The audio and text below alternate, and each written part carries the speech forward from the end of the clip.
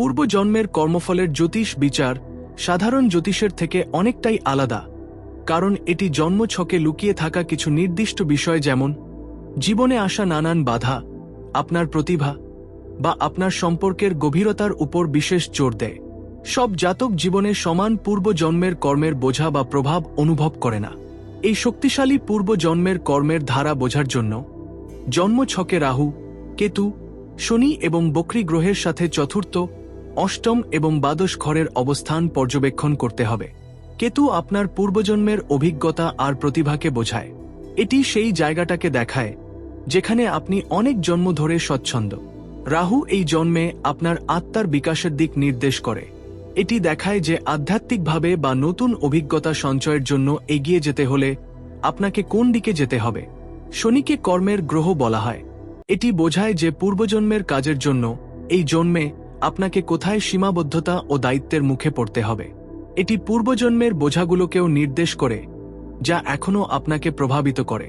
দ্বাদশ ভাবকে সাধারণত পূর্বজন্মের লুকোনো কর্মফল, অবচেতন মনের প্যাটার্ন, মুক্তি এবং পূর্বজন্মের পরিসমাপ্তির সঙ্গে যুক্ত করা হয়।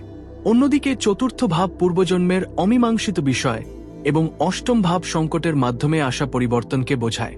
বক্রী গ্রহরা এই জন্মে ফিরে আসা কর্মফলের প্যাটার্নকে নির্দেশ করে। পূর্বজন্মের ঋণ, কুণ্ডলিতে শনির খারাপ অবস্থান, রাহু বা কেতুর নিচস্থ বা দুর্বল দশা, অথবা 4, 8, 12 ঘরের উপর অশুভ প্রভাব থাকলে কর্মফলের ঋণ বোঝায়। এগুলি আত্মিক বিকাশের জন্য কঠিন পরিশ্রমের দাবি করে, কিন্তু এর বিনিময়ে গভীর পরিবর্তনও নিয়ে আসে।